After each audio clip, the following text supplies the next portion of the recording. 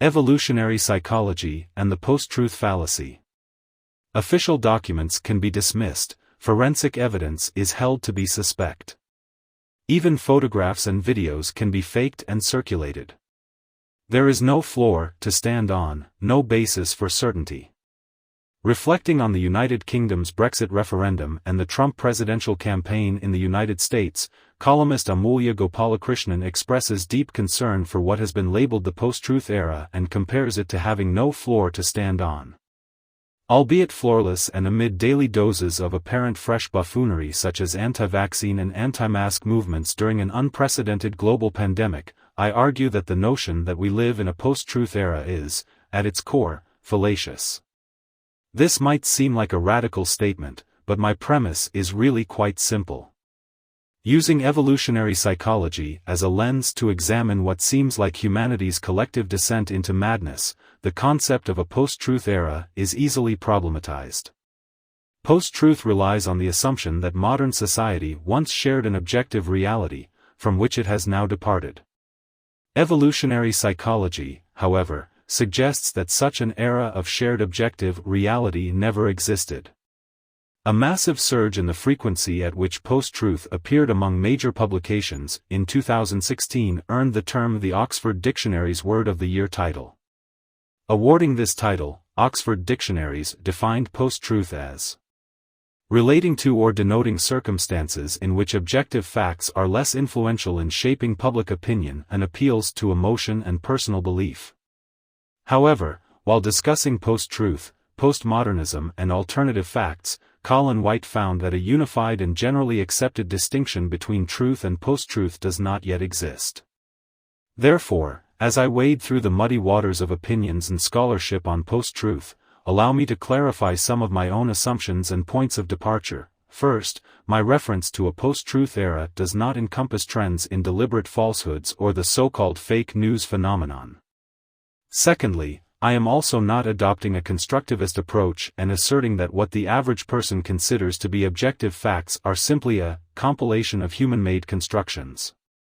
Objective facts may or may not exist. What I am concerned with here are the fundamental psychosocial dynamics of accepting and rejecting what is considered to be objective fact. Advances in technology and the democratization of information dissemination has perhaps afforded greater visibility to the human tendency to base decisions on factors other than objective fact, but this tendency is certainly nothing anew. To sum up decades of psychological research and thousands of experiments, facts do not change people's minds. Facts do not influence human behavior in the way we have come to believe.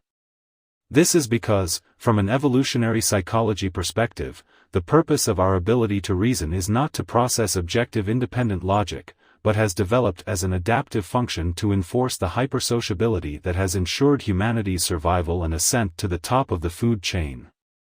Humans have not survived because we are the strongest, fastest, or even the smartest. We have survived because of our superior ability to function as a collective. Our ability to reason is thus hardwired into our natural survival instincts. As such, reason as an adaptive function for survival has a fundamental bias towards what is best for the group. Simply put, it is safer to agree with the group and remain united than to disagree and risk isolation.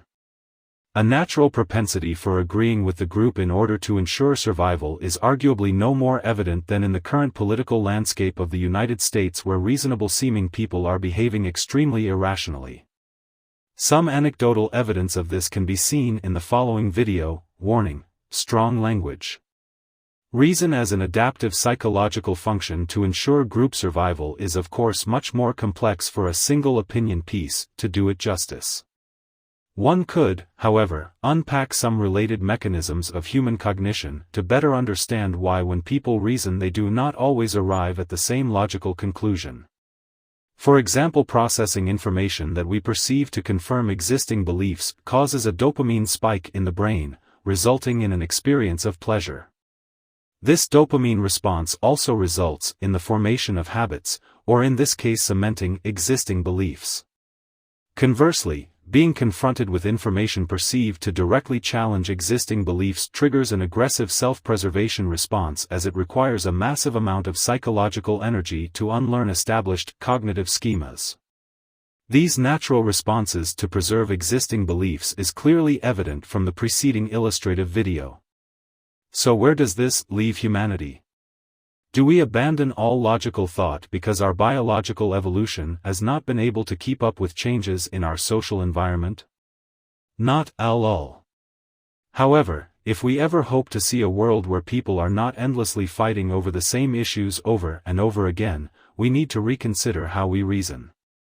According to Mercier and Sperber, in order for human reasoning to function appropriately, it cannot be done in isolation, as is often the case with scientific research and scholarly debate.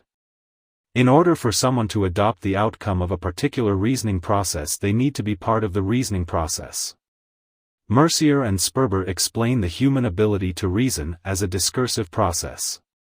What reason does, rather, is help us justify our beliefs and actions to others, convince them through argumentation, and evaluate the justifications and arguments that others address to us. Thus, the problem with the romanticized notion of a time when people shared an objective reality and accepted new information irrespective of their existing beliefs is not only that it is a fallacy, but it is also self-reinforcing and results in ever-widening social divides. Those who subscribe to the idea that we live in a post-truth era is effectively disregarding the current state of humanity's psychological evolution. Such a disregard for how human reasoning naturally functions arguably perpetuates reasoning that occurs in isolation, producing knowledge that is not shared through argumentation, resulting in further isolation, and so the self-reinforcing cycle continues. The current global COVID pandemic presents a critical moment in human history for carefully considering how we produce and disseminate knowledge.